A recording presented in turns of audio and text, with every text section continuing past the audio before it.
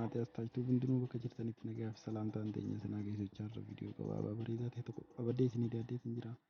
Viidiyoon keenyaas mobaayila keenya irratti yookiin bilbila itti fayyadamnu keenya irratti akkamitti akka daataa keenya namni hin agarreef yookiin daataa keenya akka jalaa dhohifachuudhaaf appilikeeshinii akkam akka fayyadamuu qabnuu fi akkamitti akka protect goonu karaa salphaa ta'e tokkoon isin garsiisa.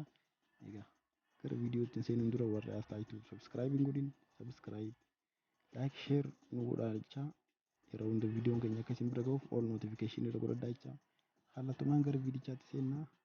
Egaa daataan nuti qabnu galariis ta'e viidiyoo footoolees ta'e appilikeeshinoonni garaagaraa kan secuur godhuu qabnu yoo kan qollafachuu qabnu ni jira. Isaan san akkamitti akka qollafannee nama jalaa dhohifachuu dandeenyu appilikeeshinuma bilbila keenya irra jiru fayyadamnee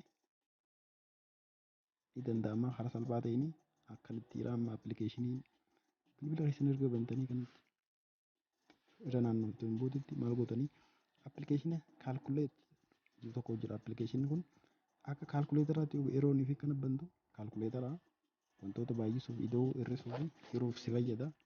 Lakkoofsota adda addaa garuu karaa biraatiin bu'aa guddaa qaba. Bu'aan guddaan inni qabu maali?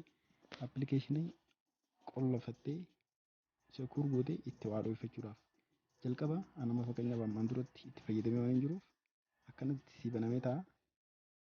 Bilbilli ofirraa qaba. Akkanatti bifa kanaan jira. Kalara kana qaba.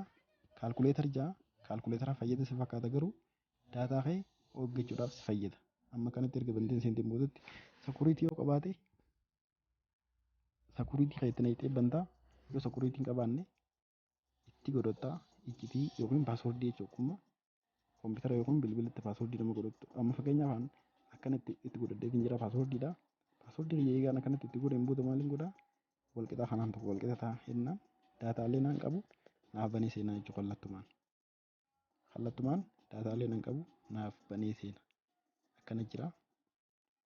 Kunneen daataalee naan qabu. Amma fakkeenyaaf viidiyoo ni qaba. Viidiyoo ni naan qollafadhee jiru. Viidiyoo tokko secuur godhadhee qaba. Egaan kana baneen boodatti viidiyoon tokkicha isa kana akkasumas footoolee suuraalee adda addaa akka namni hin agarre hidin godha. Hidin godhee jira. Kunis suuraaleen kunniin suuraalee babbareedoo suuraaleen qollafadhee qabu jechuudha.